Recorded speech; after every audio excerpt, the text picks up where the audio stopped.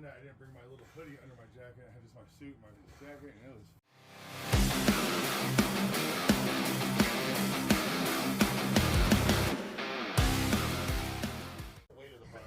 All right, it is February 19th, very AM, and I have to go to work here in a few minutes. But I thought I would do a quick update. So, we are starting tonight, week 3 of the Candito 6-week strength program. And it calls for squats. Now, the program, we're done with the conditioning part, thank God. I survived it. And we're starting to move into what's called linear max OT phase. So that's calling for 530 pounds based on my 1 rep max for sets of 4 to 6 for 3 sets. So I got to hit 530 for 3 sets, minimum of 4, maximum of 6. To put that in perspective, in Worlds in 2022, my opening squat was, I want to say, 535. And now I'm doing sets with that, so that's pretty good if you think about it. That's progress. And then, of course, I have to do deadlifts, and it's calling for 560 for sets of 3 to 6 for 2 sets. So today's gonna be today's a rough one. I gotta prepare. We're good to go though, man. I'm feeling pretty good. I was supposed to do squats last night, but I don't know. I was feeling a little rough. We have the kids over. I got a house full of girls inside. They had a sleepover last night. They've got President's Day off today. I do not. I wish I did. So I decided, you know what? I'm going to take one day, just kind of relax and work out with the landmine. A buddy of mine came over. He was training with me. I don't have him. I didn't put him in the video that much. I don't know if he really wants to be or not. I didn't ask him, so just out of respect, I'm just going to keep him out. So this morning online, there's not much in the comments section. I watched a video Tall Man Jude just published this morning about weight loss. And, well, weight loss and trolls, but specifically the weight loss part. Good information. I really like his videos. I think he's got an awesome perspective, and it's useful to me because we're close to the same age, and it's hard to find well, it's not that there's not older guys, but like it's hard to find perspective for training for guys that are kind of like heavy lifters and, you know, have been through it and, you know, kind of understand the challenges that we deal with as we get a little bit older. For me, I would listen to his video and get his perspective on bulking and cutting, because I think for the average person it would be closer to what would be useful. But for a power lifter, it's a little tricky because we have to maintain a weight class. When I came back from taking a couple years off in 2018, 2019, I'd lost a ton of weight. I was up from like 230 pounds down to like 190, and it was hard to get strength back. But so usually what we would do is, if you come back from, you know, an injury or whatever, is you bulk up first, put that weight back on, and then the strength starts coming back pretty quickly. Well, I had the idea this time I was going to stay at that weight and just try to train back up to the strength level I was at.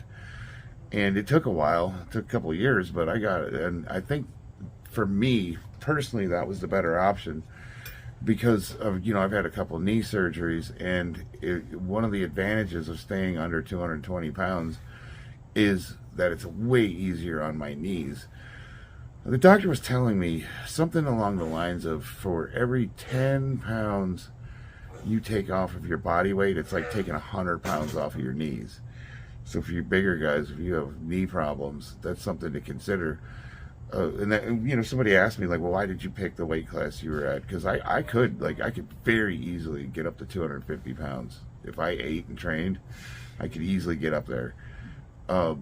But I don't want to, because of that reason specifically. Like, I get super strong, I start getting big, 230, 235, 240 pounds. Yeah, my bench is going to shoot up, and the squat and everything.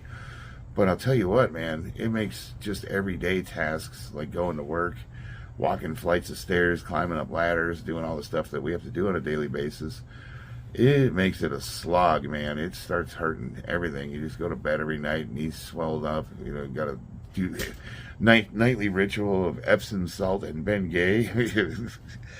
Yeah, so keeping under 220 pounds that's the main reason why I picked that weight class.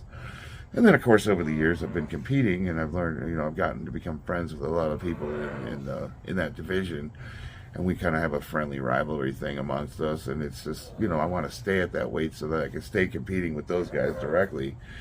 If I went up just to the next weight class right now, the records are vacant in the state of Nevada for 242. Like, that's so weird. Like, how can they be vacant? So I could literally just let myself get overweight and I would take those records, and to me that's not a win. That's a participation trophy.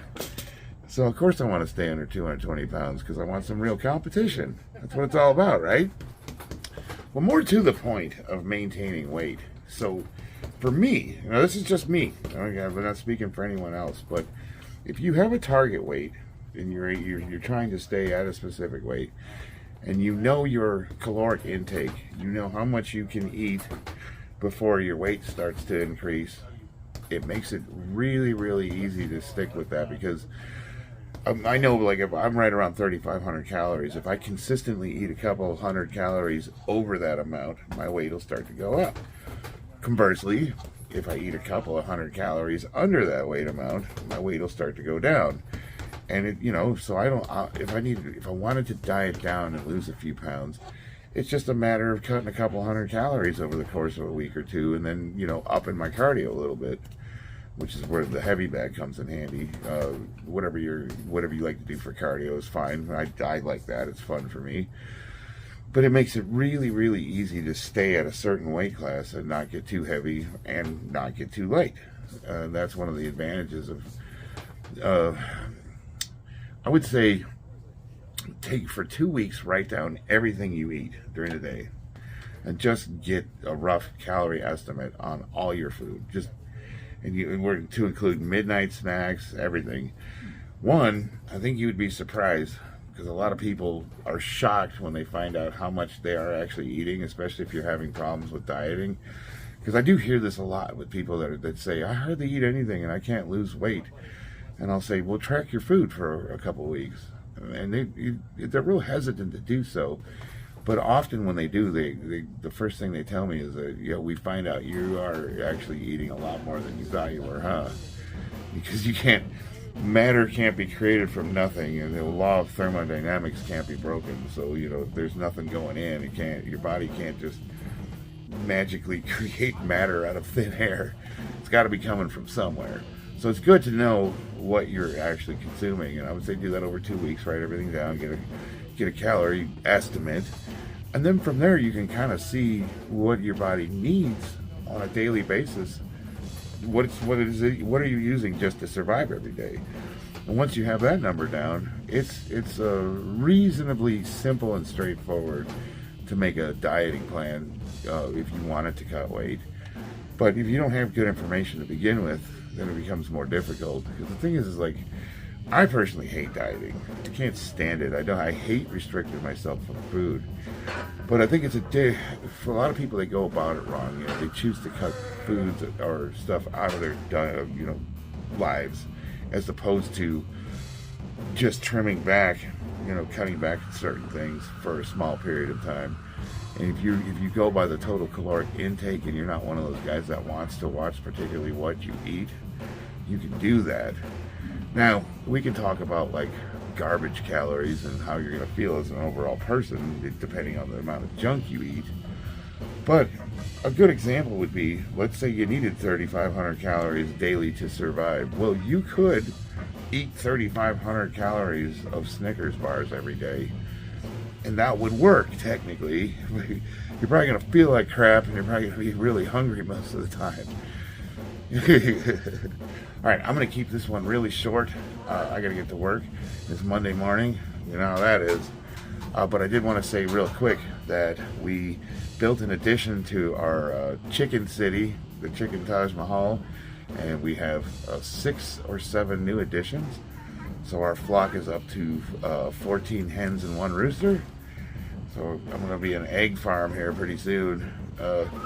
I want to post that later on when I get a chance. I'll take a short video and I'll show everything. So my wife and I, we busted our butts this weekend and we put that together, and we're all both pretty proud of it. So I kind of wanted to show that off. So I'll get some footage of that.